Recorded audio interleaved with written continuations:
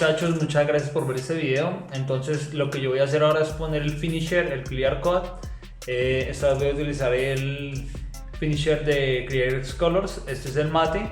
Espero les guste y pues nada, espero que hayan disfrutado este video. Si les gustó no olviden dejarme en su pulgar arriba, compartir este video con todos sus amigos y contactos y por favor activen la campana de las notificaciones para que YouTube les avise cada vez que yo suba un nuevo video.